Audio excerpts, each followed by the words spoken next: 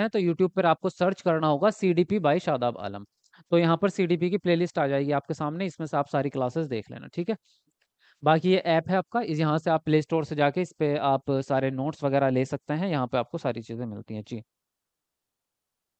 Yes sir, ठीक है सब चीज़ें, ओके गुड। ओके, चलिए तो शुरू करते हैं हम अपनी क्लास। आज मेरी फर्स्ट क्लास है चांदनी, अच्छा। चलिए, देखो तो शुरू करते हैं और एक एक करके समझेंगे सारी चीज़ों को।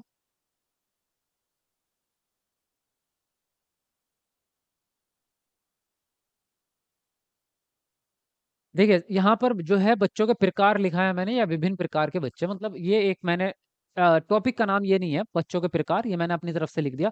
टॉपिक तो आपके यही है, इन्हीं को ही टॉपिक कहते हैं आप। तो ये मैंने क्या किया है कि सारे जितने भी अलग अलग टॉपिक हैं आपके, छोटे छोटे, दृष्टिबाधित अलग टॉपिक है, ऑटिज्म अलग टॉपिक है, मैंने सबको एक ही इकट्ठा करके एक ही क्लास में रख दिया आपका, ताकि आपको अलग अलग ना पढ़ना पड़े, और एक जगह ही आपका आज सारे इस तरह के जितने भी प्रश्न आते हैं वो आज की क्लास में आपके फिनिश हो जाएंगे। देखिए सबसे पहले बात करें अगर सामान्य बच्चे की, तो सामान्य बच्चे में कौन लोग आते हैं आपके, अगर हम बुद्धिलब्धि के आधार पे बात करें, आईक्यू लेवल के आधार पे, तो सामान्य बच्चों का जो आईक्यू लेवल होता है वो 90 से लेके और 110 होता है आपका, ठीक है। ये नॉर्मल बच्चे की बात चल रही है। नॉर्मल बच्चे आपके क्या हैं, सामान्य व्यवहार करते हैं, क्लास में पढ़ने में एवरेज होते हैं, बहुत ज्यादा इंटेलिजेंट नहीं होते और बहुत ज्यादा बुद्धू भी नहीं होते। एवरेज बच्चे होते हैं आपकी क्लास के, जो नॉर्मली पढ़ने में ठीक ठाक तरीके के होते हैं। इनकी बुद्धि लब्धि आपकी 90 से 100 के 90 से 110 के बीच में होती है इनकी बुद्धि लब्धि। और जनरली इनके लिए बहुत ज्यादा अलग प्रकार की कोशिश नहीं करनी पड़ती, जो आपका शिक्षण अधिगम है नॉर्मल वाला वही आपका चलता है। तो सामान्य बच्चे बहुत ठीक ठाक होते हैं और इनके लिए आपका कोई स्पेशल टेक्निक या स्पेशल तरीका आपको नहीं अपनाना पड़ता। हाँ, रचनात्मकता और जो हमारा बेस्ट तरीका है कि बच्चा एक्टिव रहना चाहिए, बच्चों को जो है करके सीखने का मौका मिलना चाहिए, बच्चे को स्वतंत्रता मिलनी चाहिए, और बच्चे के लिए अनुकूलन कर सकते हैं उसकी रुचि के आधार पे, क्योंकि सामान्य बच्चे होने के बाद भी व्यक्ति की विभिन्नता तो रहेगी। अगर 5 सामान्य बच्चे हैं तो सभी में कुछ ना कुछ डिफरेंस तो रहेगा।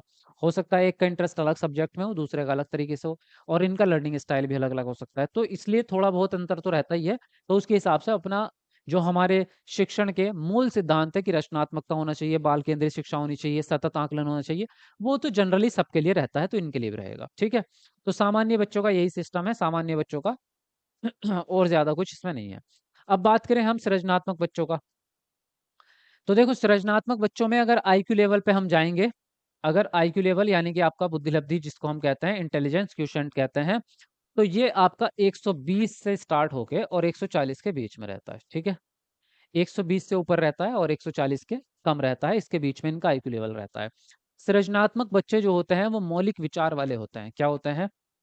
मौलिक विचार वाले होते हैं, यानी कि इनके अंदर जो है नए नए विचार उत्पन्न करने की काफी अच्छी क्षमता होती है। ये बच्चे जो है आपके एक से ज्यादा तरीकों से सोच सकते हैं, यानी कि एक से ज्यादा तरीकों से किसी भी काम को कर सकते हैं। ठीक है, पढ़ने के भी एक से ज्यादा तरीके, समस्या समाधान करने के एक से ज्यादा तरीके, सोचने के एक से ज्यादा तरीके, बातचीत करने के एक से ज्यादा तरीके, विभिन्न प्रकार की चीजें ये करते हैं। इसीलिए सृजनात्मक बच्चे जो होते हैं वो अपसारी चिंतन वाले होते हैं। कैसे होते हैं?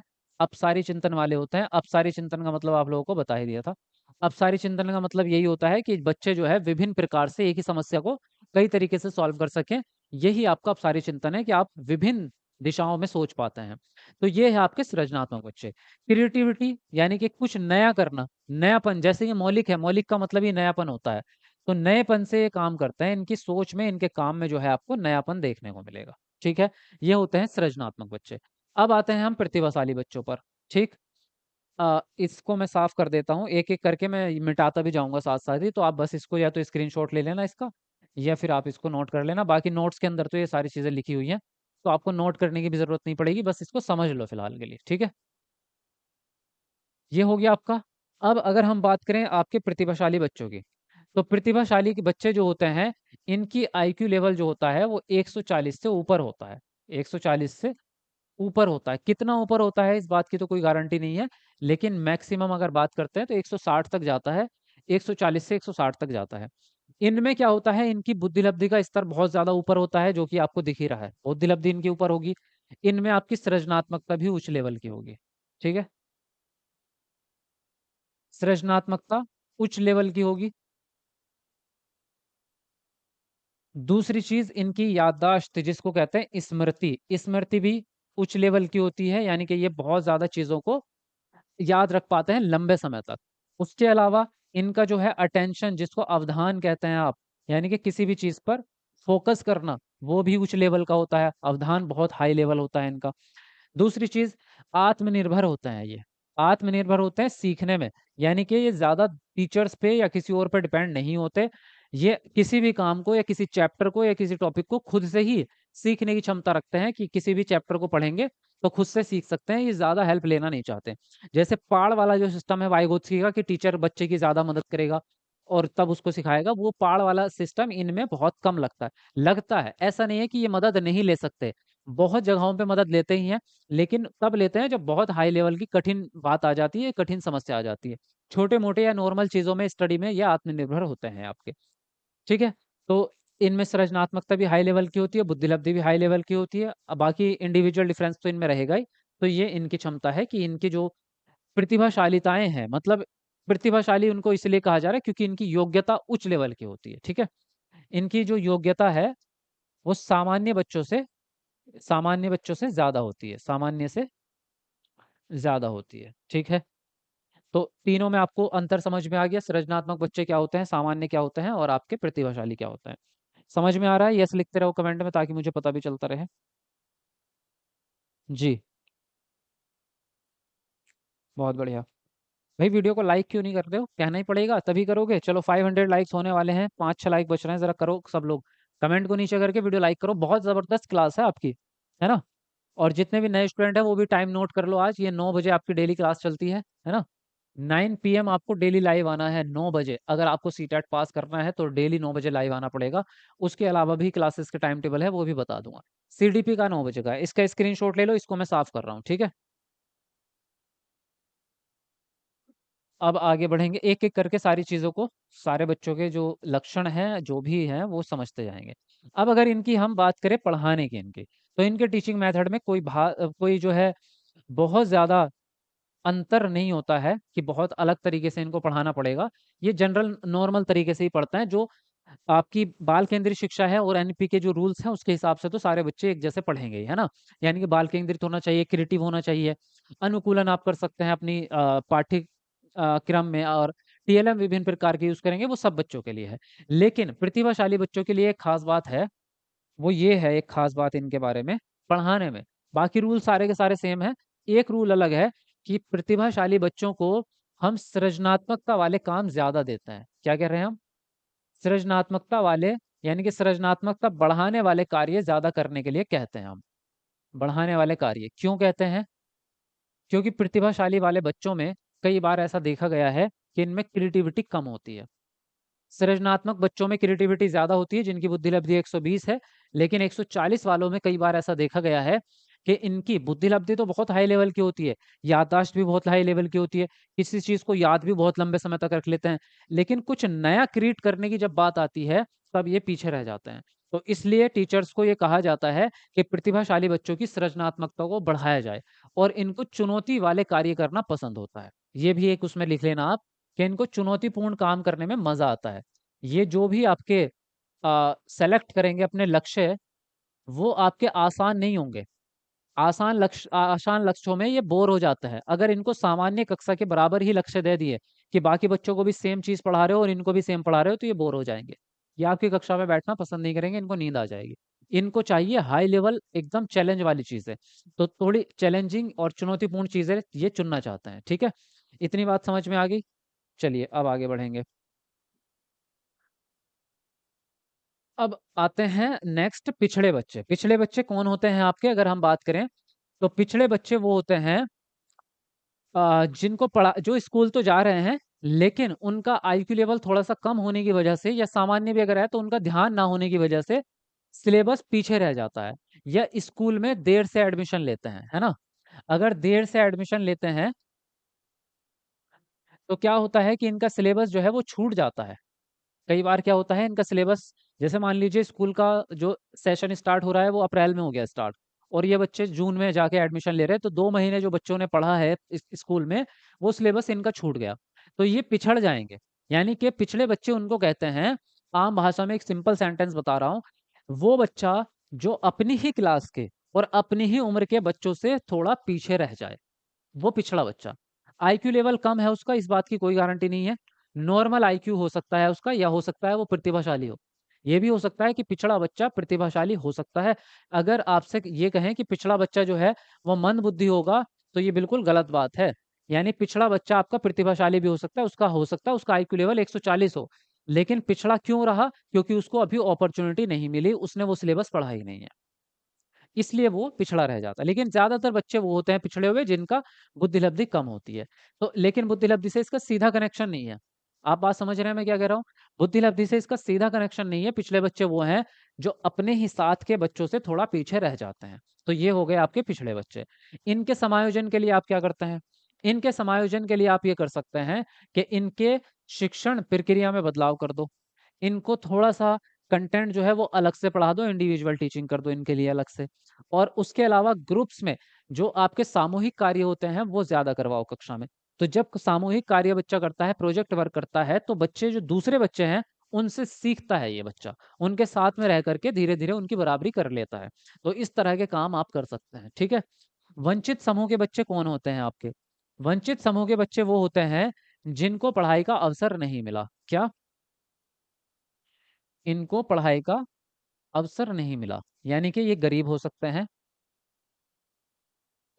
या फिर हो सकता है ये आपके बच्चे जो है या तो गरीब हैं, या फिर ऐसे बच्चे हैं जिनका माता-पिता स्कूल नहीं भेजते उनको। उनके घर में जो है इस प्रकार की पढ़ाई को लेकर ज़्यादा जागरूकता नहीं है। या फिर हो सकता है कि स्कूल इतनी दूर है इनके गाँव से कि इनको कोई रास्ता जो है वो ऊबड़-खाबड़ है, पहाड़ी रास्ता है, मान लो 2-4 किलोमीटर पहाड़ पे चढ़ के जाना पड़ रहा है, या फिर रास्ते में बहुत लंबी नदी है जिसको पार करके जाना पड़ रहा है। तो इनको क्या है, ये शिक्षा से वंचित रह जाते हैं। वंचित से नाम ही समझ में आ रहा होगा आपको, वंचित का मतलब ही यही है ऐसे, या फिर जनजातीय लोग होते हैं जो जंगलों में निवास करते हैं, वो लोग आ सकते हैं वंचित में। वंचित का मतलब यही है जिनको शिक्षा के अवसर ही नहीं मिले। अगर अवसर मिलेंगे तो वो पढ़ना स्टार्ट कर देंगे। तो हम समावेशी शिक्षा में क्या कर रहे हैं? वंचित समूह के बच्चों को भी शामिल कर रहे हैं और उनको भी पढ़ने के बराबर अवसर दे रहे हैं। ठीक है? ये बात समझ में आई आपको यहाँ तक की? बताते रहो भाई। बात समझ में आ रही है जो अब तक बताई है आपको, सब समझ में आ रहा है? ऐसे बालक जो अपनी आयु के सामान्य बालक से पढ़ने-लिखने में पीछे रह जाते हैं, उनको पिछड़े बालक कहते हैं। वही तो बता रहा हूँ गुरुजी, मैं भी तो वही कह रहा हूँ, मैंने कौन-सा अलग कहा कुछ। देखिए आगे बढ़ते हैं। हाशिए पर रहने वाले बच्चे क्या हैं आपके? हाशिए पर रहने वाले बच्चे का मतलब ये है कि ऐसे बच्चे जो समाज से दूर रहते हैं। क्या? समाज से, जो मुख्य समाज है आपका, समाज से अलग रहते हैं थोड़े से। अब ये समाज से अलग रहने के 2 अर्थ होते हैं। समाज से अलग रहने के 2 अर्थ होते हैं। एक तो वो कि वो शहर से दूर रहते हैं। एक तो वो जो दूर रहते हैं, जैसे कि बाहर बस्तियाँ होती हैं ना, शहर से बाहर बस्तियाँ होती हैं गरीब। ये मेन शहर है आपका, इससे 1 किलोमीटर बाहर जंगल में कहीं कोई बस्ती है। तो उनका क्या है, वे हाशिए पे आ गए, क्योंकि वो हाशिया ही है एक तरह से, जो मेन चीज़ से हट जाए वो हाशिया कहलाता है। तो एक तो वो हैं, तो उनको सुविधाएँ नहीं मिल पाती पूरी, कि वहाँ तक ना तो स्कूल की सुविधा है, ना वहाँ पे बिजली ठीक से पहुँच रही है, ना पानी ठीक से पहुँच रहा है, और ना ही वो बच्चा स्कूल आ पा रहा है, क्योंकि वहाँ पे ट्रैवलिंग की सुविधा नहीं है। वो बच्चा पैदल आएगा 4-5 किलोमीटर चल के, तो उसका उतना पॉसिबल नहीं हो पा रहा। एक तो ये होता है हाशिए। दूसरा एक और हाशिए होता है आपका दूसरे नंबर का, और वो होता है भेदभाव। यानी कि ऐसा कोई समुदाय जिसको समाज में बराबरी का दर्जा ना दिया जा रहा हो। ऐसा समुदाय, जैसे अभी हम एसएसटी में पढ़ रहे थे, ऐसा समुदाय जिसको समाज में बराबरी का दायरा बराबरी का हक ना दिया जा रहा हो, और उनको निचली जाति का समझ के, या कम समझ करके, जैसे कि मान लीजिए उस पूरे एक गाँव में 4-5 लोग ही हैं बस जो उस कास्ट के हैं, बाकी बड़ी कास्ट के हैं या दूसरी कास्ट के हैं। तो वो लोग, या कुछ ऐसे लोग होते हैं जो किसी दूसरे शहर से उठ के वहाँ आके रहने लगते हैं, तो उनको भी एक्सेप्ट नहीं करते लोग। तो इन लोगों को क्या होता है, ये रहते तो समाज के अंदर ही हैं, उसी बस्ती में, लेकिन क्या है कि इनको हक पूरा नहीं मिलता। तो इनको जो है बच्चे दूसरी नज़र से देखते हैं, भेदभाव की नज़र से। तो इनको भी हम हाशिए पर रहने वाले बच्चे ही कहते हैं। तो ये 2 तरह के बच्चे आते हैं, हाशिए में रहने वाले बच्चे। तो इनका क्या समायोजन है? अगर इनकी बात करें कि इनका समावेशन कैसे करेंगे आप? इनको कैसे समावेश करेंगे अपनी कक्षा में? तो सीधी बात है कि इनको अपनेपन की भावना बढ़ाएँगे आप, और इनको जो है कक्षा में इनकी भाषा को और इनकी संस्कृति को पूरा आप क्या करेंगे, स्वीकृति देंगे, इनकी भाषा को भी स्वीकार करेंगे, इनकी संस्कृति को भी स्वीकार करेंगे, और पूरी इज्जत और सम्मान बाकी बच्चों की तरह समान सम्मान इनको भी कक्षा में दिया जाएगा। तो ये धीरे धीरे जो है अपना हीन भाव खत्म करके और अपने आप को स्वतंत्र महसूस करने लगेंगे, और आपकी कक्षा में जो है ये खुशी महसूस करेंगे, और ये महसूस करेंगे कि सब अपने जैसे ही हैं, बराबर हैं। ठीक है, यहाँ तक की बातें क्लियर समझ में आ गई है आपको? ओके, इसको मैं क्लीन कर रहा हूँ, आप चाहें तो इसका स्क्रीनशॉट ले सकते हैं।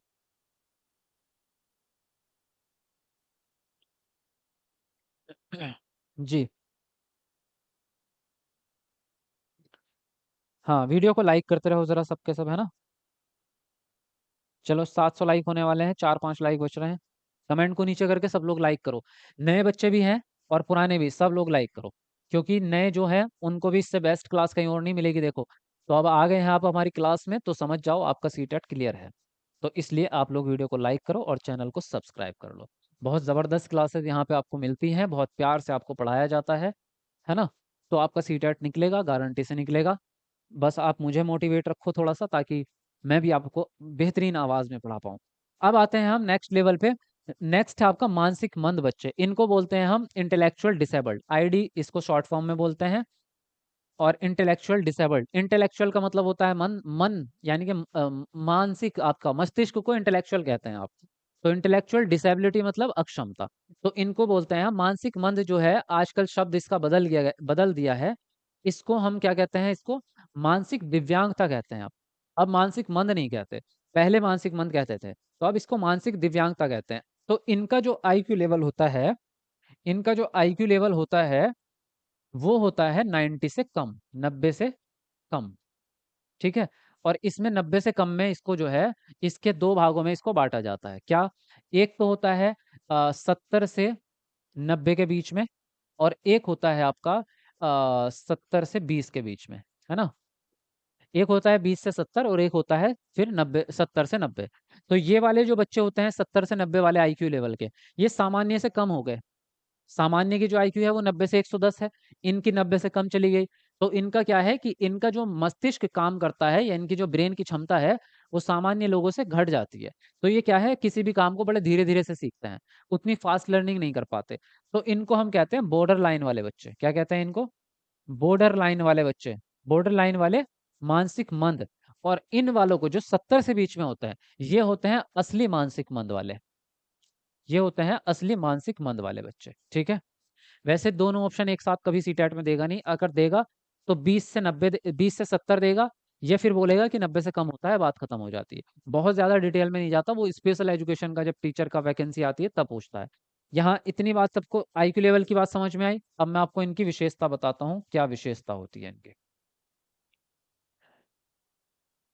इनकी विशेषता की अगर हम बात करें, तो इनकी जो विशेषताएं होती है, नंबर एक तो सीखने की जो गति है वो कम हो जाती है इनकी। सीखने की गति कम हो जाती है, यानी कि धीमी होती है, बहुत धीरे धीरे सीखते हैं। एक चैप्टर को सीखने में अगर एक नॉर्मल बच्चा 1 घंटा लगा रहा है, तो ये 2 दिन लगाएंगे उस चीज को सीखने में। यानी कि वही सेम चीज सीखने में इनको बहुत ज्यादा टाइम लगता है। दूसरी चीज, ये छोटे छोटे टुकड़ों में सीखते हैं, बड़ी चीजों को एक साथ नहीं सीख सकते। तो ठीक है, तो इनको छोटे छोटे टुकड़ों में सिखाना पड़ता है। यानी कि एक ही चैप्टर को आपको तोड़ तोड़ के सिखाना पड़ेगा, एक ही पॉइंट, एक ही टॉपिक को छोटे छोटे टुकड़ों में पढ़ाना पड़ेगा। काम करने की भी गति इनकी धीमी हो जाती है, लर्निंग करने की भी। क्रिएटिविटी कम हो जाती है इनकी, क्या? सृजनात्मकता भी कम हो जाती है, यानी कि नई चीजों को सीखने में धीमापन आ जाता है, सृजनात्मकता कम हो जाती है इनकी। ठीक, लर्निंग स्टाइल कम हो जाएगा, तो ये जो है धीरे धीरे सब चीजें कम ही होंगी। लेकिन ऐसा नहीं कि सीख नहीं सकते, सीखते हैं, लेकिन धीरे धीरे सीखते हैं। ठीक है, इतनी बात आपको मानसिक मंद की समझ में आ गई। अब इनको समावेश करने का क्या तरीका है?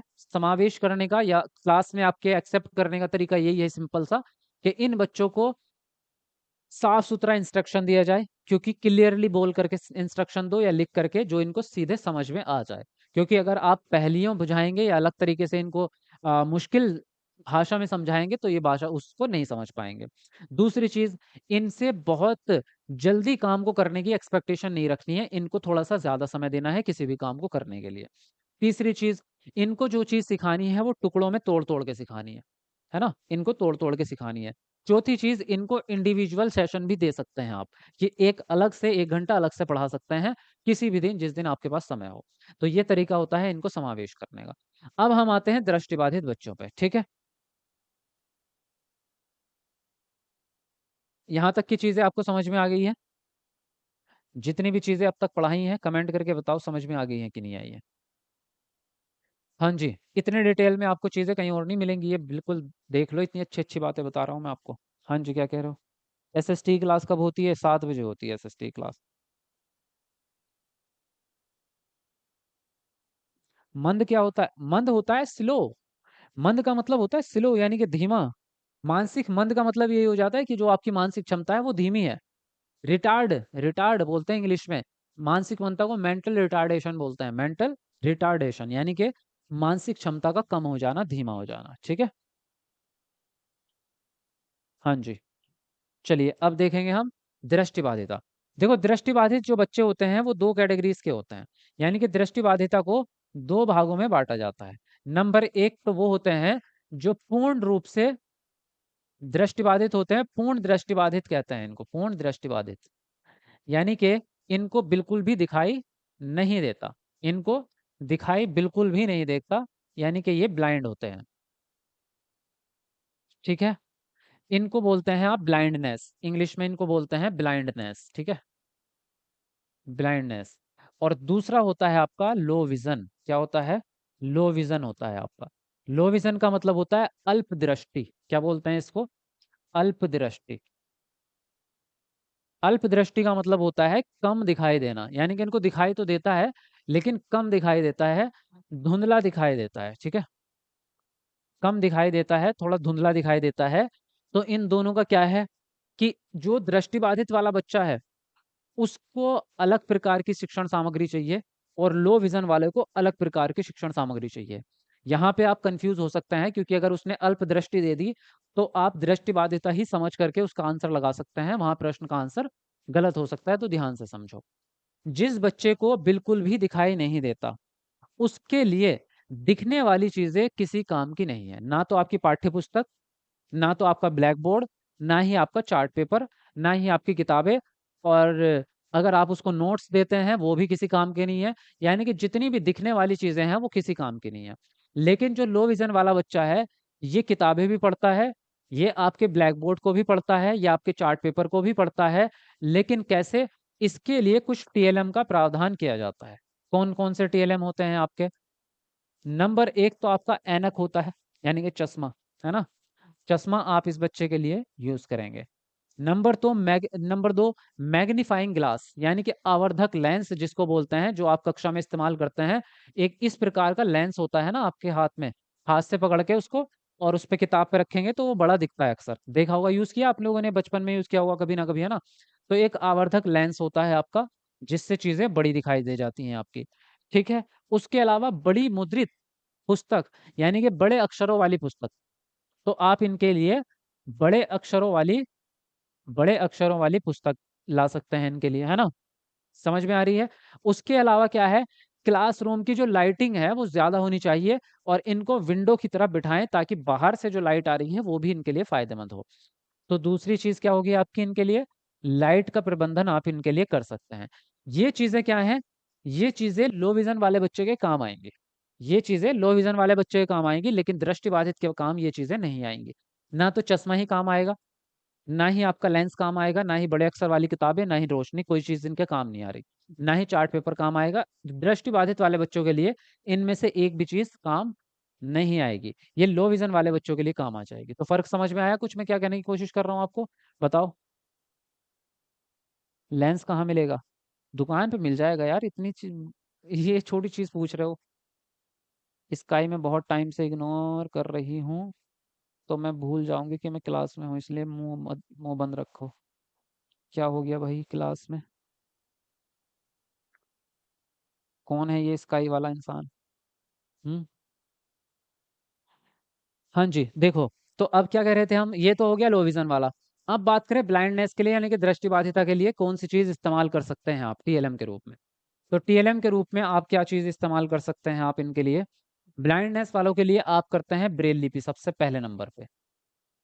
और ब्रेल लिपि का इस्तेमाल जो है, अब एक चीज़ और, जो चीज़ ब्लाइंडनेस वाले बच्चों के लिए इस्तेमाल होगी, वो चीज़ इनके लिए भी इस्तेमाल होगी। अब ऐसी चीज़ें हैं जो दोनों इस्तेमाल कर सकते हैं। यानी कि इनकी चीज़ ये तो इस्तेमाल कर सकता है, ये इसकी नहीं। जैसे कि अगर फॉर एग्ज़ाम्पल एक छोटा भाई है, एक बड़ा भाई है। तो बड़े भाई की चीज़ें छोटा भाई इस्तेमाल कर सकता है, लेकिन छोटे भाई की चीज़ें बड़ा भाई इस्तेमाल नहीं कर पाएगा। क्योंकि उसका कच्छा भी छोटा होगा, बड़ा भाई पहन ही नहीं पाएगा। लेकिन वो तो ढीला-ढाला भी पहन ही लेगा, है ना? किसी न किसी तरीके से। बड़ी टी-शर्ट होगी तो वो लूज़-लूज़ ही पहन लेगा छोटा वाला। लेकिन अगर टी-शर्ट ही इतनी छोटी है तो बड़ा वाला पहन ही नहीं पाएगा। तो यहाँ पे वही चीज़ है कि छोटे वाला जो इस्तेमाल कर रहा है, वो चीज़ बड़ा वाला तो नहीं इस्तेमाल कर सकता, लेकिन जो बड़ा इस्तेमाल कर रहा है वो ये भी कर लेगा। तो ऊपर वाली जो चीज़ें अब मैं बताने जा रहा हूँ वो दोनों इस्तेमाल कर लेंगे, लेकिन इसकी स्पेशल चीज़ें अलग हैं।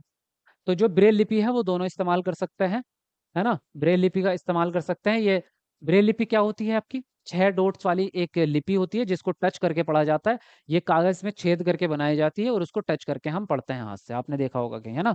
ये चीज़ देखी है आपने? ब्रेल लिपि का इस्तेमाल कर सकते हैं। उसके अलावा क्या करेंगे? 3D model. 3D मॉडल क्या होते हैं आपके? ये वास्तविक प्रतिरूप होते हैं। जैसे कि पहाड़ के बारे में बताना है, तो आप किसी मिट्टी से पहाड़ का नक्शा बना करके उसको छू के बच्चा उसको देख सकता है। या आपको अगर त्रिकोण ही सिखाना है, मान लो त्रिभुज सिखाना है, तो एक गत्ता लो, जैसे आपके कार्टून वगैरह आते हैं, बॉक्स होते हैं, उससे कैंची से काट के त्रिभुज के आकार का, वो उसको दे सकते हो हाथ में, तो वो उसको छू के देखेगा, हाँ, ऐसा ऐसा वाला होता है त्रिभुज का, ठीक है। तो ये 3D मॉडल हो गया, क्योंकि वो उसको टच करके वो पूरा फ़ील कर सकता है। एक होता है स्पर्श वाली चीज़ें, स्पर्श वाली यानी कि छूने वाली, स्पर्शग्राही वस्तुएँ होती हैं, ये चार्ट पेपर टाइप का होता है। जैसे चार्ट पेपर आप बनाते हैं ना, तो उसपे जो मेन-मेन चीज़ें होती हैं, वो उभारी जाती हैं। वो उभार कर बनाई जाती है। एक तो हम पेंसिल से बना सकते हैं चार्ट पेपर पे कोई नक्शा, लेकिन एक वो होता है जो उभार कर बनाया जाता है, उसपे अब कई तरह की चीज़ों का फेविकोल का, लुगदी का, कई चीज़ों का इस्तेमाल होता है, या पहाड़ कहीं दर्शाने हैं तो वहाँ बजरी लगा देते हैं छोटी-छोटी। तो कुछ चीज़ें ऐसी होती हैं जिनको टच करके वो पहचान सकता है ऐसे टच करके। तो जो टेक्सटाइल चीज़ें होती हैं, टैक्टाइल होंगी, वो स्पर्शग्राही, वो बच्चा इसका काम आ जाएगी। ठीक है? और क्या इस्तेमाल हो सकती है इनके लिए? ऑडियो, यानी कि वॉइस आपकी। जो चीज़ें आपकी जो वो होती है ना, सुनने वाली चीज़ है, जैसे कि फ़ोन में ही आपका लाउड स्पीकर, फ़ोन का स्पीकर हो सकता है या लाउड स्पीकर अलग हो सकता है। तो ये जो सुनने वाली चीज़ें होती हैं, ये इन बच्चों के लिए काम आएँगी आपके। आप इनको सुनवा करके जो है वो चीज़ें दे सकते हैं। और जो आपका लेसन है, वो भी आप रिकॉर्ड करके उसको दे सकते हो ताकि वो सुन सके उसको बाद में। उसके अलावा इनके लिए मौखिक रूप से बात करें आप ज़्यादा से ज़्यादा, जितना हो सके मौखिक संचार का इस्तेमाल करें आप। जैसे आप कोई क्लास ले रहे हैं, तो उसमें आप मान लीजिए बोर्ड पे लिख के बच्चों को सिखा रहे हैं, लेकिन साथ में क्या करेंगे, बोल करके भी एक्सप्लेनेशन करेंगे आप, ताकि वो दृष्टिबाधित बच्चा भी आपका सुन सके। तो इतनी बातें आपको समझ में आ गई हैं। वैसे मैंने इसकी अलग भी पीडीएफ बनाई थी, लेकिन मुझे लगता है कहानी यहीं खत्म हो जाती है आपकी। इतने में ही आपको सारी चीज़ें समझ में आ जाएँगी, है ना?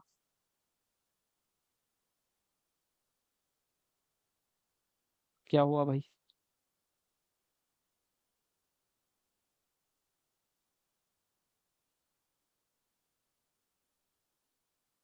चलिए।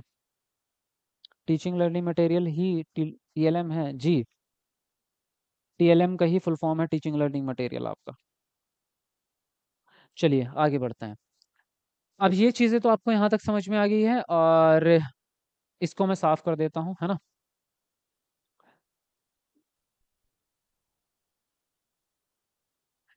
अब बात करेंगे हम यहाँ पर, अगर बात करें तो आपका नेक्स्ट है श्रवण बाधित। तो श्रवण बाधित के नाम से आपको समझ में आ रहा होगा, यानी सुनने में दिक्कत है ना? सुनने में दिक्कत है श्रवण बाधित बच्चे को। एक तो इसकी रेज़र इतनी छोटी है, मुझे बड़ी तकलीफ होती है इसको साफ करने में। हाँ, तो यहाँ पे हम बात करें अगर श्रवण बाधित बच्चे की, तो श्रवण बाधित बच्चा जो है आपका, इसको सुनने में दिक्कत होगी, है ना? सुनने में प्रॉब्लम होगी आपकी। तो इसके लिए क्या चीज़ें काम आएँगी आपकी? सारी की सारी देखने वाली चीज़ें।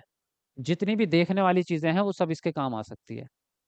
जैसे कि फॉर एग्ज़ाम्पल आपके चार्ट पेपर, आपका ये ब्लैक बोर्ड, आपका जो है डिजिटल बोर्ड हो सकता है जिसमें आप वीडियो क्लिप दिखा सकते हैं, तो यहाँ पे लिख भी लेते हैं चलो, फ़िल्म आपकी हो सकती है इनके लिए, है ना?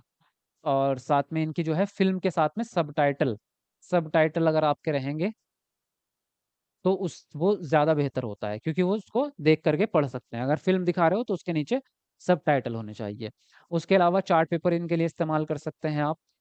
और इसके अलावा ब्लैक बोर्ड आप इसके इस्तेमाल कर सकते हैं। यानी कि लिख करके जितनी चीज़ें दी जा सकती हैं, किताबें तो आपके पढ़ ही लेगा बच्चा, दृष्टि सुनने वाला बच्चा जिसको सुनाई नहीं दे रहा। तो ये चीज़ें हैं आपकी, इनके लिए देखने वाली सारी चीज़ें काम आ जाएँगी, ठीक है? आगे बात करें अगर मूक बधिर बच्चे, तो मूक बधिर बच्चे कौन होते हैं? मूक बधिर बच्चे वो होते हैं जो बोल नहीं सकते और सुन भी नहीं सकते, दोनों ही होते हैं आपके, ठीक है? जो बच्चे बोल नहीं सकते और सुन भी नहीं सकते, तो ये दोनों ही प्रकार से होते हैं। इनके लिए साइन लैंग्वेज का इस्तेमाल किया जाता है। क्या? इनके लिए जो है साइन लैंग्वेज का इस्तेमाल किया जाता है। साइन लैंग्वेज एक अलग प्रकार की लिपि होती है जिसमें पूरी एक भाषा होती है, एक ग्रामर होती है, उसका इस्तेमाल होता है।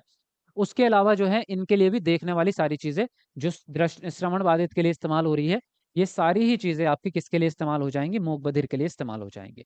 क्योंकि मूक बधिर बच्चा बोल नहीं पाएगा, सुन नहीं पाएगा लेकिन देखने में सक्षम है, तो देख करके वो चीज़ें पढ़ सकता है। अगर उसको आपने देख करके ही उसको पढ़ाई है मतलब बोर्ड पे लिख के हम उसको पढ़ाते हैं, वो लिखना पढ़ना सब चीज़ें लिखते भी हैं, वो पढ़ना भी सीख जाते हैं, सब सीख जाते हैं। तो उनके लिए भी ये सारी चीज़ें ब्लैक बोर्ड से आप पढ़ा सकते हो, चार्ट पेपर से पढ़ा सकते हो, कोई फ़िल्म, वीडियो क्लिप दिखा सकते हो, ये सारी चीज़ें इनके पढ़ाने के माध्यम हो सकते हैं। मूक बधिर बच्चों को ये सारी देखने वाली चीज़ें काम आ जाएँगी, ठीक है? यहाँ तक की चीज़ें समझ में आ गई है आपको? ओके, चलिए अब बात करेंगे ऑटिज़्म की। ऑटिज़्म भी बहुत इम्पोर्टेंट है आपका, ऑटिज़्म से बहुत प्रश्न आते हैं आपके, ठीक? अब विज़िबल भी है, नाइस क्लास टीचर।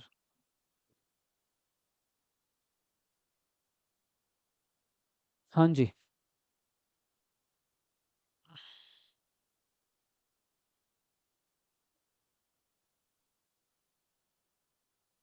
आप आज उदास दिख रहे हैं। उदास नहीं, थका हुआ हूँ, इसलिए ऐसा लग रहा है, उदास नहीं हूँ। उदास होने की तो कोई वजह नहीं है फ़िलहाल। जी, चलो आगे बढ़ते हैं।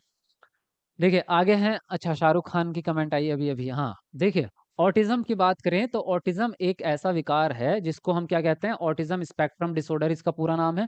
पूरा नाम है ऑटिज़्म स्पेक्ट्रम डिसऑर्डर। इसको हिंदी में कहते हैं स्वलीनता। क्या कहते हैं इसको? स्वलीनता कहते हैं, ठीक है? तो ये क्या है कि ये एक प्रकार का ऐसा विकार है जिसमें आपको अपने दैनिक जीवन के जो क्रियाकलाप होते हैं उनको करने में दिक्कत आती है। दैनिक जीवन के जो क्रियाकलाप होते हैं जैसे कि आपका इस लाइन में भी लिखा है, ऑटिज़्म व्यक्ति के सीखने के ढंग में और अन्य लोगों और आसपास के वातावरण की से किस तरह क्रियाकलाप किया जाए इस पर प्रभाव पड़ता है। लेकिन अब इसको आसान भाषा में समझते हैं अपने शब्दों में। वो ये है कि ऑटिज़्म का मतलब होता है स्वलीनता और स्वलीन का मतलब होता है स्वयं में लीन रहना। यानी कि खुद में ही खोए रहना। तो ये बच्चा स्वयं में खोया रहता है, इसलिए इसको आस-पास की दुनिया के बारे में ज़्यादा फ़र्क नहीं पड़ता कि मेरे चारों तरफ कौन लोग हैं, मेरे घर में कौन है, मेरा दोस्त कौन है, इनसे ज़्यादा चीज़ें से फ़र्क नहीं पड़ता। ये बच्चे क्या होते हैं, ये सामाजिकता में पिछड़े होते हैं। ये ज़्यादा लोगों से बातचीत करना पसंद नहीं करते हैं। तो इनका मैं आपको जो है एक-एक करके इनका वो बताता हूँ, लक्षण क्या होते हैं, वो बता देता हूँ। सबसे पहली भी चीज़ ये है कि ये बच्चे सामाजिकता से दूर होते हैं, यानी कि सामाजिकता इनकी कम होती है, ठीक है? दूसरी चीज़ क्या होती है इनकी इनकी भाषा विकास भी कम होता है आपका। भाषा विकास यानी कि संप्रेषण में दिक्कत आती है, ठीक है? ज़्यादा बातचीत करना पसंद नहीं करते, बातचीत नहीं करते इसीलिए सामाजिकता में दिक्कत आती है। ये आई कॉन्टैक्ट नहीं करते हैं, आई कॉन्टैक्ट मतलब नज़रें नहीं मिलाते हैं, ठीक है? आई कॉन्टैक्ट नहीं करते हैं ये। अगर आप इसमें देख पा रहे हैं जैसे शाहरुख खान वाली फ़िल्म थी एक माय नेम इज़ खान, क्या फ़िल्म का नाम था इसका? माय नेम इज़ खान, आपने देखी होगी। तो इस फ़िल्म में ऑटिज़्म का किरदार निभाया है किसने? शाहरुख खान ने। तो शाहरुख खान क्या करता था किसी की आई कॉन्टैक्ट नहीं करता था। जब भी बात करता था वो तो नीचे नज़रें करके और इधर-उधर ऐसे दिखाता देखता था, उसकी तरफ नहीं देखता था। मेरा नाम रिज़वान खान है, मेरा नाम रिज़वान खान है।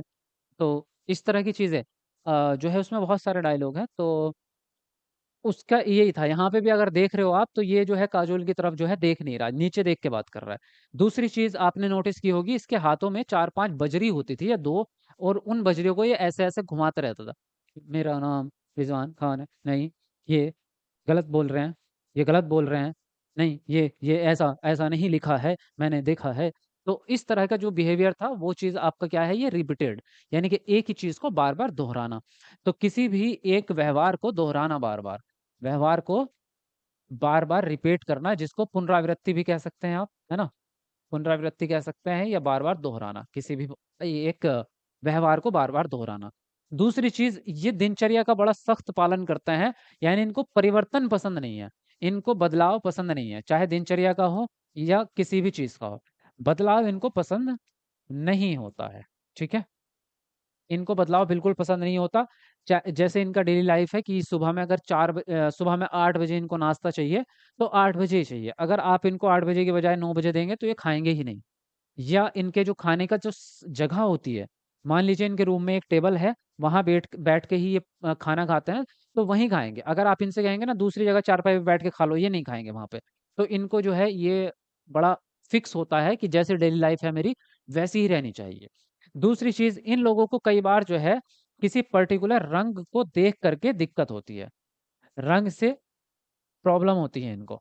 जैसे कि अगर इसमें बात करें हम, माय नेम इज़ खान आपने फ़िल्म देखी होगी, तो इसको किससे दिक्कत थी? येलो कलर से।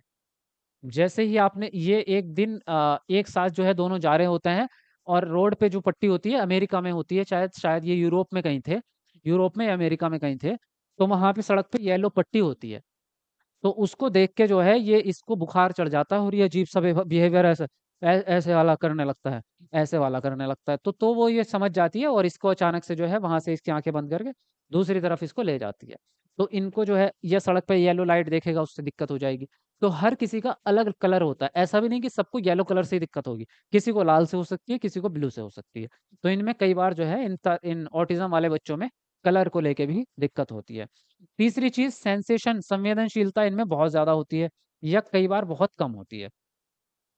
संवेदनशीलता क्या होती है आपकी? संवेदनशीलता ये होती है कि अगर कोई मेरे हाथ को यहाँ से टच करे तो मुझे पता चल जाएगा कि मेरे हाथ को कोई टच कर रहा है। अगर कोई मेरा दोस्त जो है मेरे हाथ पे ऐसे मार भी दे या मेरे पास आके वो शोल्डर पे ऐसे कर दे, और कैसे हो? करते हैं ना लड़के लोग, लड़कियाँ भी करती हैं, आम चीज़ है ये, है ना? तो ऐसे।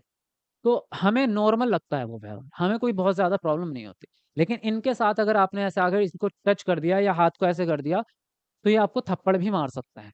या बहुत ज़्यादा चिढ़ जाएँगे या बहुत ज़्यादा इनको गुस्सा आ सकता है, क्योंकि वो इनकी क्या है, बायोलॉजिकल चीज़ें बदल गई हैं उस चीज़ से, वो शारीरिक हो गई। इनको ऐसा नहीं कि ऐसा करना इनके लिए बिहेवियर गलत है। इनको वो जो हल्के से आपने मारा है, वो इनको ऐसा लगा होगा कि किसी ने यहाँ पे हथौड़ा मार दिया है। क्योंकि इनकी स्किन इतनी ज़्यादा सेंसिटिव हो जाती है कि अगर आप एक उँगली भी ऐसे फिराएँगे तो इनको जो है गुदगुदी लग जाएगी या इनको फिर जलन हो जाएगी इनकी स्किन पे। तो सेंसिटिविटी बहुत ज़्यादा होती है। सिर्फ़ यही नहीं, इमोशंस में भी, इमोशनल भी बहुत ज़्यादा, कभी भी इनको रोना आ सकता है, अकेले में रो सकते हैं ये। तो संवेदनशीलता इनकी बहुत ज़्यादा भी होती है कुछ चीज़ों में, कुछ चीज़ों में बहुत कम होती है। तो आई थिंक ये सारी चीज़ें समझ गए होंगे आप कि ऑटिज़्म होता क्या है? और ये जो है आपका एक तरह से तंत्रिका तंत्र वाला, यानी कि मानसिक विकार है, अगर आप बात करें इसको, ये भी मानसिक विकार है आपका एक तरह का।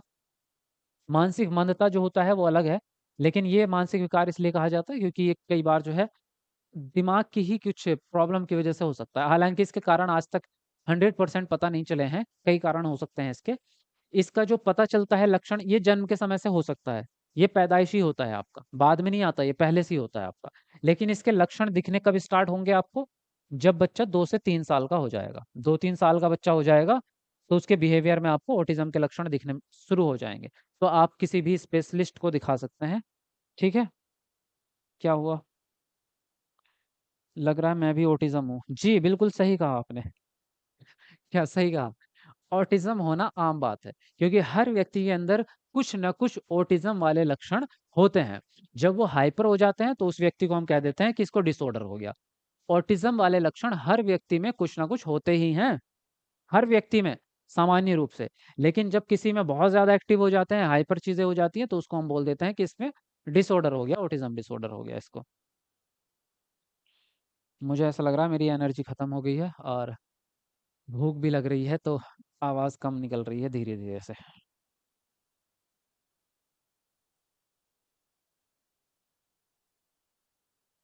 क्या हुआ भाई? 900 लाइक हो रहे हैं, अभी हमारे 1000 भी पूरे नहीं करे आप लोगों ने, कंजूस कहीं के। चलो कर दो जल्दी से सब लोग लाइक फटाफट से। इतनी थकान में भी मैं आपको पढ़ा रहा हूँ, हाँ, फिर भी आप समझते नहीं हो। चलो ये तो आप समझ गए। अब बात करते हैं एडीएचडी, अति सक्रियता। इसका पूरा नाम है attention deficit hyper activity disorder.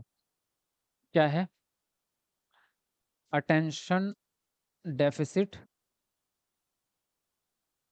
Hyper activity disorder. इसको कहते हैं अति क्रियाशीलता और अवधान अवधान क्षति और अति क्रियाशीलता डिसऑर्डर कहते हैं इसको। इसके नाम से ही जैसे आपको समझ में आ रहा है, इसके दो ही लक्षण है। क्या? एक तो अवधान की कमी, यानी कि अटेंशन कम है, तो ध्यान कम होता है इनका। ध्यान कम होता है, यानी कि किसी भी चीज पे अटेंशन नहीं दे पाते ये बहुत ज्यादा समय तक। किसी भी चीज को 2-3 सेकंड से ज्यादा रुकेंगे नहीं है आपका। दूसरी चीज, जैसे कि आपको इसके नाम में दिख रहा है हाइपर एक्टिविटी, यानी कि जो एक्टिवनेस है, जो क्रियात्मकता है, आपकी जो क्रिया है, वो हद से ज्यादा है। एक तो हर व्यक्ति में कुछ ना कुछ थोड़ी बहुत होती ही है ना? हर व्यक्ति में थोड़ी बहुत तो होती है हाइपर एक्टिविटी भाई। कई बार हम जो है बहुत अजीब से लक्षण करते हैं, उछल कूद करते हैं। कभी पार्टी होती है तो बेड से कूद जाते हैं, कभी कोल्ड ड्रिंक गिरा दी, कभी दोस्त के मुंह पे क्रीम लगा दी, कभी केक लगा दिया। ये छोटी मोटी चीजें सब में है, लेकिन इनमें कुछ हद से ज्यादा ही होती हैं। इनको बैठना पसंद ही नहीं है, ये उधम काटने वाले बच्चे होते हैं।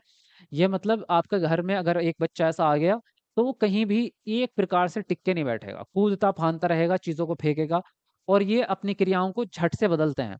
अभी मान लो यहाँ बैठ के ये पेंटिंग बना रहा होगा, और अभी उठेगा और यहाँ से गिलास का पानी उठाएगा और पापा के मुंह पे फेंक के आ जाएगा। अभी वहां से उठेगा और एक डंडा उठाएगा, मम्मी जो है बाल बना रही होगी, पीछे जाके सर पे डंडा मार के भाग गया। तो फिर भागते भागते बाहर जाएगा, गमला उठाएगा, गमला उठा के कुत्ते के मार देगा। तो ये कुछ भी कर सकते हैं, मतलब 2 सेकंड में इनका व्यवहार परिवर्तित हो जाता है, और एकदम से जो है एक्टिवनेस इतनी ज्यादा। इसीलिए इनको पढ़ाना मुश्किल काम हो जाता है, क्योंकि इनको क्लास में बिठा के रखना बड़ा मुश्किल काम है। तो उससे क्या होता है कि इन बच्चों को आप पढ़ाने पढ़ाते समय, मान लीजिए आपने बोर्ड पे कुछ लिखना शुरू किया अभी ये लाइन, और पीछे मुड़ के देखा तो बच्चा यहाँ है ही नहीं, बच्चा वहां जाके और दीवार से वो चार्ट पेपर उतार रहा है, जो आपने चिपका रखा था उसको फाड़ रहा है। फिर भाग के जाओगे आप, उसको पकड़ के लाओगे यहाँ, फिर बिठाया, फिर आपने कहा देखो ये क्या है, ये एक कार्टून है। इतनी देर में आप कह ही रहे होंगे उसने पेंसिल दूसरे बच्चे के नीचे से घुसा दी होगी। ये ही है। तो इनका क्या इलाज है? इन पे एक तो ध्यान आपको ध्यान से रखना पड़ता है इंडिविजुअली। दूसरी चीज, इनको धीरे धीरे सिखाए जाते हैं नैतिक कार्य। इनको अटेंशन के लिए भी इनके फेवरेट काम सबसे पहले किए जाते हैं। इनको कोई भी जो इनको पसंद है वो चीज पहले कराई जाएगी। फिर धीरे धीरे जो है, ये जब बैठना सीख जाएंगे, फिर इनको अधिगम आप कराना स्टार्ट करेंगे। तो आई थिंक ये भी कॉन्सेप्ट आपको समझ में आ ही गया होगा, है ना? जी।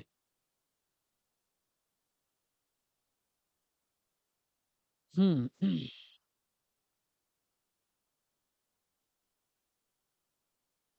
ये लटखोर बच्चे होते हैं। लटखोर मतलब जो जिनको पिटाई करनी चाहिए उनका कह रहे हो? चलिए आगे बढ़ते हैं, है ना? समझ में आ गया आपको? बताओ। ग्रेट एग्जाम्पल सर जी, सुपर। अच्छा, थैंक यू। मेरी बेबी भी ऐसी ही है। अच्छा। हाँ, ये अटेंशन डेफिसिट की प्रॉब्लम जो है ना, हाइपर एक्टिविटी की, ये बचपन में ज्यादा होती है, और बड़े होते होते धीरे धीरे कम हो जाती है। अगर ये प्रॉब्लम बचपन में है तो कोई प्रॉब्लम नहीं है। अगर ये प्रॉब्लम आपकी 12, 13, 14, 15 साल की उम्र तक चल रही है तो बड़ी प्रॉब्लम है। यानी कि अगर नॉर्मल वाली हाइपर एक्टिविटी है, तो वो 8-10 साल की उम्र में जाके धीरे धीरे खत्म होनी स्टार्ट हो जाती है, बच्चा जैसे जैसे बड़ा होता है तो नॉर्मल हो जाता है। लेकिन अगर ये डिसऑर्डर वाली चीज आ गई उसके अंदर, तो फिर वो किशोर अवस्था में भी नहीं रुकेगा, वो किशोर अवस्था में भी ऐसी हरकतें करेगा। ठीक है? चलिए, अब मैं आपको इससे रिलेटेड कुछ प्रश्न देता हूँ, इनके आंसर करके दिखाओ। देखिए, निम्नलिखित में से कौन से शिक्षण शास्त्रीय प्रावधान एक विद्यार्थी जिसे कम सुनाई देता है की जरूरतों के अनुसार उपयुक्त समायोजन है? पहला ऑप्शन है शिक्षिका के पास बैठने की अनुमति देना। दूसरा है परिवेश की पृष्ठभूमि के शोर को कम करना। तीसरा है व्याख्यान प्रणाली का उपयोग। और चौथा ऑप्शन है आपका विज्ञप्ति पत्रक देना, जिसमें आलेखी आयोजक और संकल्पनात्मक चित्रण हो। तो इनमें से बताएंगे चारों में से कौन से चुनना चाहेंगे आप? चलिए, अपना आंसर कमेंट में लिखेंगे आप। सर आप नोट्स के लिए बोले थे तो हम ले लिए हैं। अच्छा। अच्छा, हिंदी वाला प्रॉब्लम आपका आ रहा है, ठीक है, उसको मैं अभी जो है अपडेट कर दूंगा, तो आपके में ठीक हो जाएगा वो। मुझे ही टाइम नहीं मिल पाया, मैंने आपका पहले ये जो है आपकी बात मेरे तक पहले ही आ गई थी। लेकिन मुझे टाइम नहीं मिल पाया। मैं उसको कर दूंगा, आप टेंशन मत लो, तब तक दूसरे सब्जेक्ट को पढ़ो।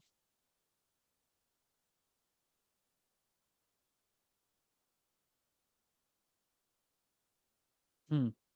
चलो 1,000 लाइक होने वाले भाई, 4-5 लाइक बच रहे हैं। तो फटाफट से लाइक कर दो जरा, कमेंट को नीचे करके। देखो, जिस बच्चे को कम सुनाई देता है उसके लिए क्या क्या करेंगे। शिक्षिका के पास बैठने की अनुमति दे देंगे, यस। क्योंकि टीचर के पास बैठेगा तो उसको साफ सुनाई आ जाएगा। बैकग्राउंड के शोर को कम करेंगे आप, यस। अगर आपके पास में, मान लीजिए आपकी क्लास के पास में बच्चे खेल रहे हैं, उनकी आवाज़ें आ रही हैं, इधर कहीं गाने बज रहे हैं उसकी आवाज़, तो उनको कम करेंगे आप, है ना, ख़त्म करेंगे, ताकि बच्चा साफ सुथरा सुन सके। व्याख्यान प्रणाली का प्रयोग आप नहीं करेंगे, क्योंकि व्याख्यान प्रणाली पूरी ही बोलने पर आधारित होती है। तो बच्चा सुन नहीं पा रहा, तो इसलिए उसके काम नहीं आएगी वो, इसलिए आपको साथ में लिखना भी चाहिए। विज्ञप्ति पत्रक देना जिसमें आलेखी आयोजक, आलेखी मतलब चित्रात्मक या हाथ से बनाए गए, तो जो देखने वाली चीजें हैं वो बच्चे के काम आ जाएंगी। तो पहला, दूसरा और चौथा सही हो जाएगा, फर्स्ट ऑप्शन आपका राइट हो जाएगा। ठीक है। नेक्स्ट है, प्रतिभाशाली विद्यार्थी के सफल समावेशन हेतु एक अध्यापक को निम्न में से क्या करने से बचना चाहिए। पहला ऑप्शन है आपका, विविध दृष्टिकोणों को व्यक्त करने के मौके देना। दूसरा है, विद्यार्थियों को शैक्षणिक संवर्धक गतिविधियां प्रदान करना। तीसरा है, अध्यापक केंद्रित पाठ्यक्रम को लागू करना। और चौथा है आपका, विद्यार्थियों को उनकी रुचि के अनुसार स्वतंत्र परियोजनाएं करने देना। तो बताएंगे आप कौन सा ऑप्शन सही होगा। चलो लिखो आंसर।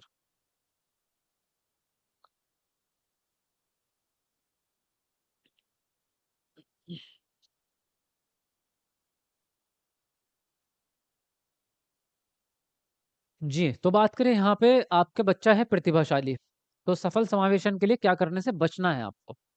नेगेटिव वाला पूछ रहा है, तो विविध दृष्टिकोणों को व्यक्त करने के मौके देना, यस, ये तो पॉजिटिव चीज है ना।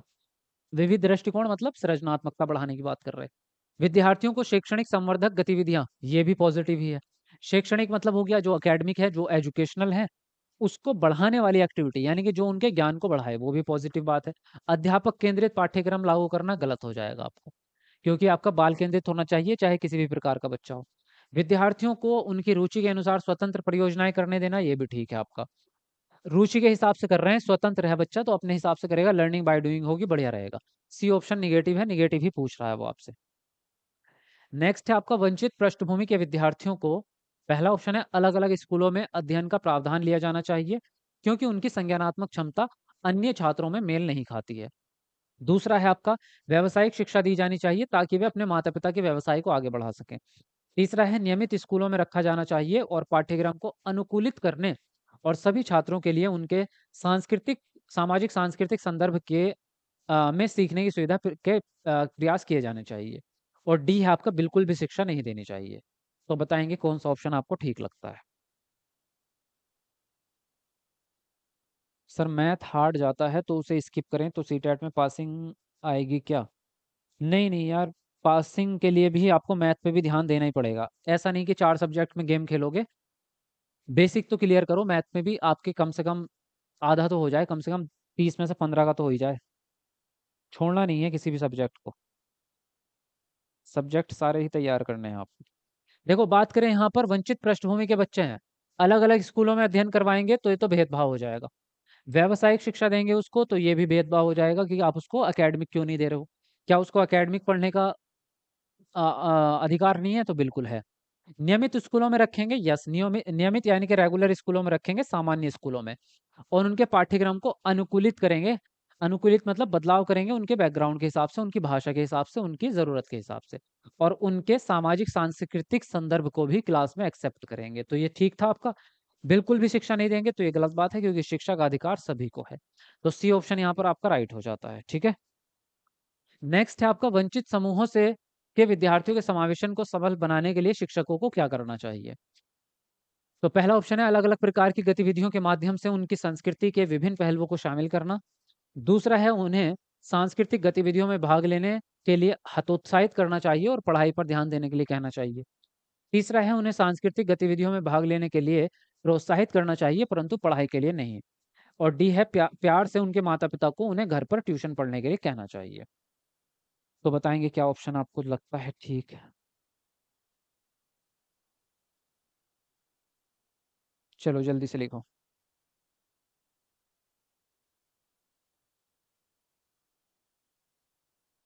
जी, तो क्या कहा उसने?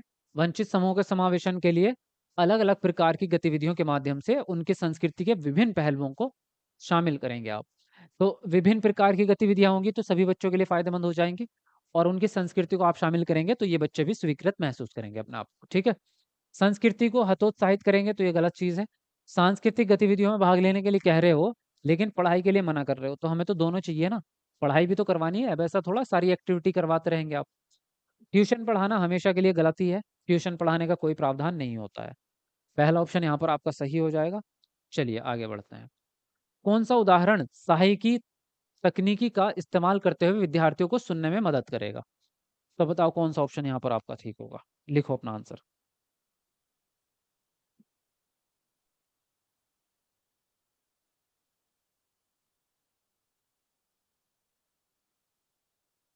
हाँ जी, लिखते रहो जल्दी से।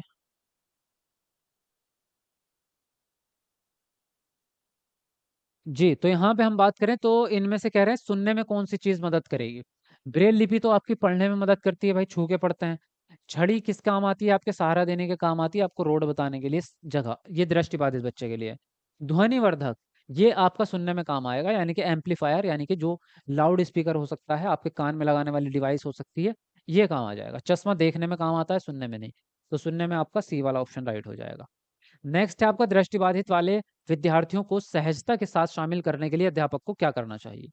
आप खुद ही पढ़ो इसको और बताओ कौन सा ऑप्शन सही होगा। मैं भी बोल-बोल के थक गया हूँ यार। तो आप ही बताओ इसका आंसर क्या होगा भाई चलो।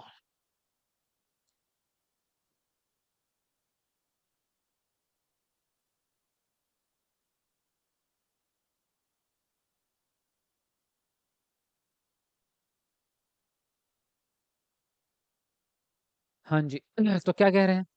दृष्टिबाधित विद्यार्थियों को कैसे शामिल करेंगे? जितना अधिक संभव हो सके अधिक से अधिक सूचनाएँ श्यामपट्ट पर लिखेंगे। पहली बात तो लिखित वाली चीज़ें उनके किसी काम नहीं आएँगी। क्योंकि बच्चा देख नहीं पा रहा तो चार्ट पेपर हो, आपकी वीडियो हो, आपका बोर्ड हो, ब्लैक बोर्ड हो, वो किसी काम का नहीं है क्योंकि वो देख नहीं पा रहा। कक्षा में समर्थक उपकरणों का प्रयोग प्रयोग बाधित कर दिया आपने तो ये भी गलत है आपका। समर्थक मतलब सहायता करने वाले उपकरण जैसे कि ब्रेल लिपि, जैसे कि ऑडियो टैप रिकॉर्डर या टच वाले चीज़ें, तो ये इन्होंने आपने बाधित कर दी तो फिर नुकसान ही होगा बच्चे का। लिखित सूचनाओं को मौखिक रूप से संप्रेषित करना ये आपका सही है। अगर आप बोल के भी बता देंगे तो बच्चा सुन करके सीख लेगा, उसको भले ही वो देख नहीं पा रहा लेकिन सुनने में सक्षम है।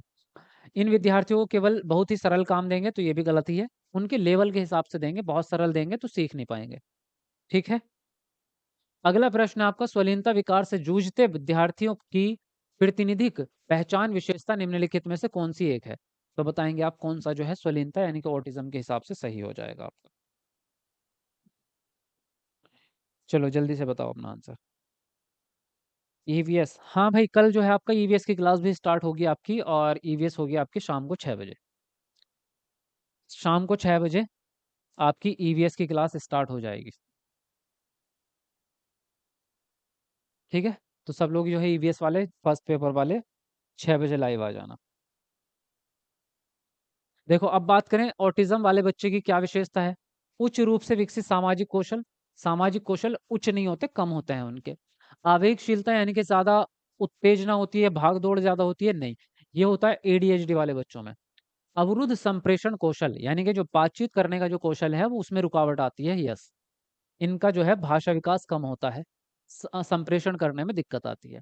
औसत से ऊपर बुद्धिलब्धि हो भी सकती है, नहीं भी हो सकती। बुद्धिलब्धि से ऑटिज़्म का डायरेक्ट कनेक्शन नहीं है। नॉर्मल भी हो सकती है, कम भी हो सकती है, ज़्यादा भी हो सकती है। ठीक है? अगला प्रश्न है बच्चों में प्रतिभाशालीता किस प्रकार से परिलक्षित होती है? तो बताएँगे इनमें से प्रतिभाशालीता का कौन-सा लक्षण है भई? चलो लिखो अपना आंसर। जी, फटाफट से लिखेंगे आप अपना आंसर।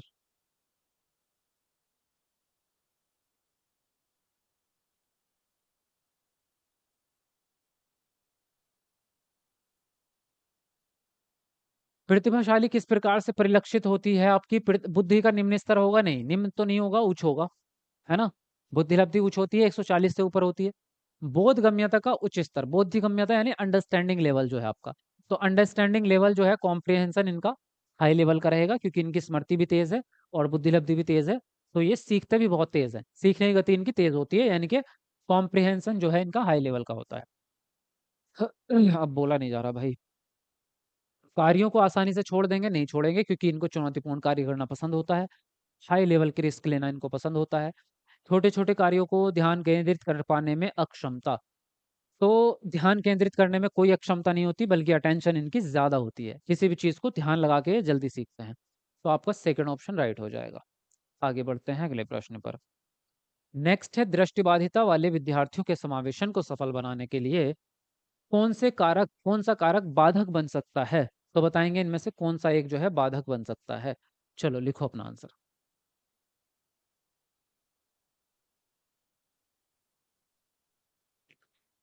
जी फटाफट लिखेंगे अपना आंसर। और अगर आप नए हैं भाई चैनल पर, जो भी स्टूडेंट आज नए हैं, तो वो चैनल को ज़रूर सब्सक्राइब कर लेना, ताकि आपकी पूरी तैयारी हो सके। जी, बेहतरीन तैयारी आपकी हो सके और बेहतरीन क्लासेस आपको मिल सकें। यहाँ पे हम बात करें तो आपसे बाधक का मतलब निगेटिव चीज़। इलेक्ट्रॉनिक रूप से अभिलिखित व्याख्यान। अभिलिखित होता है रिकॉर्डेड, अभिलिखित नहीं, सॉरी, अभिरूपित बोला है उसने। अच्छा, एक मिनट। हाँ, तो अभिरूपित का मतलब रिकॉर्डेड होता है। और यहाँ पे आपका लेक्चर, तो लेक्चर तो बोल के ही किए जाते हैं, तो ये आपका पॉजिटिव है ना। इसमें कोई दिक्कत नहीं है। रिकॉर्ड किए गए श्रव्य व्याख्यान, यानी कि जो आपने कहीं फोन में या किसी स्पीकर में, किसी फोन में या किसी लाउड स्पीकर में या टैप रिकॉर्डर में रिकॉर्ड कर दिया, तो उसको सुन सकता है बच्चा। चित्रात्मक सामग्री के स्पर्शनीय मॉडल, यानी कि जो आपके चित्र हैं वो प्लेन वाले नहीं है, वो टेक्सटाइल वाले हैं, जिसको छुआ जा सके। तो ये भी ठीक है आपका। लिखित विवरण आपका काम नहीं आएगा इन बच्चों के लिए।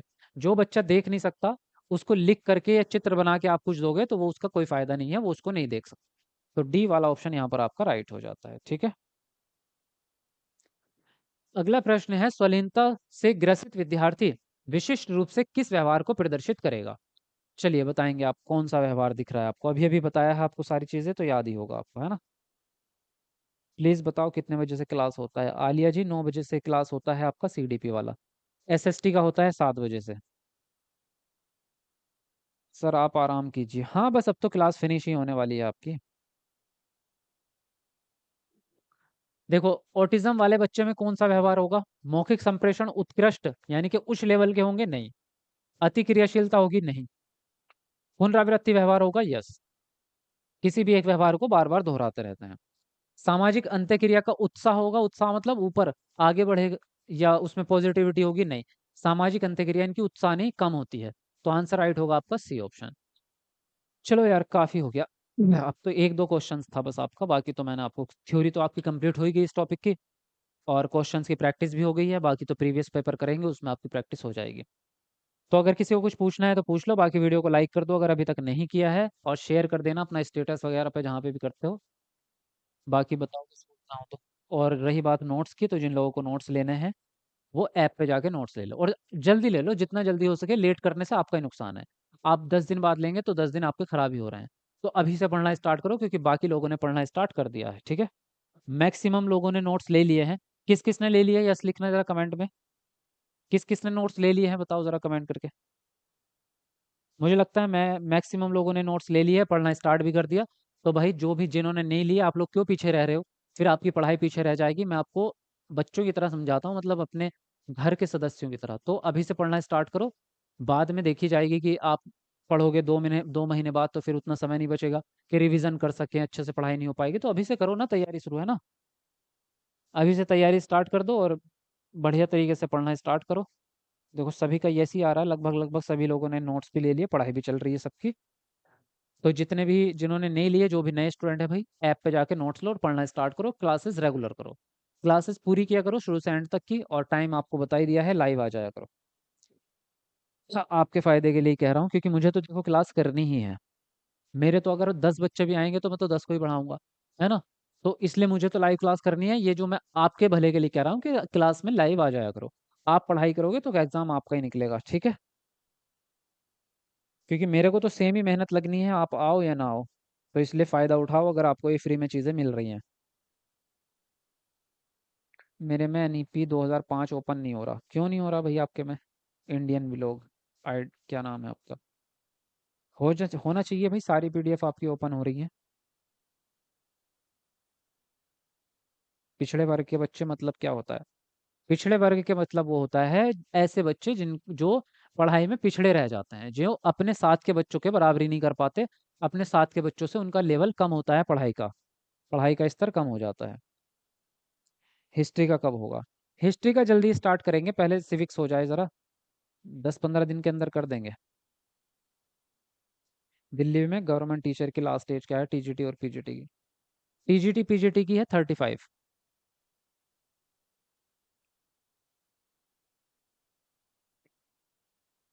हाँ जी, पैसे पे नहीं कर सकता हूँ, फिर भी क्या मुझे नोट्स मिल सकते हैं? बिना पे किए ओपन ही नहीं हो पाएगा भाई, उसमें प्रावधान यही है आपका। 6 PM पे, हाँ 6 PM पे ईवीएस क्लास होगी कल से।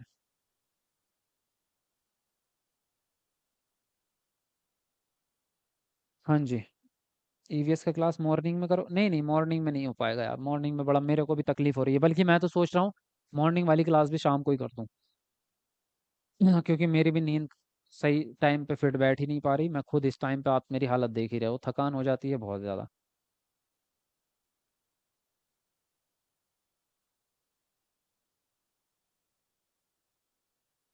फिर SC ST क्या होता है? अरे SC ST जो होता है पिछड़ा वर्ग, वो जाति से रिलेटेड है कि बच्चों से रिलेटेड है, दोनों को मिक्स मत करो। पिछड़ी जाति जो होता है वो अलग चीज़ है, और पिछले बच्चे जो हैं वो अलग चीज़ है। उसको मिक्स मत करो, अभी फिलहाल इतना ही कॉन्सेप्ट रखो दिमाग में जो बताया गया है क्लास में।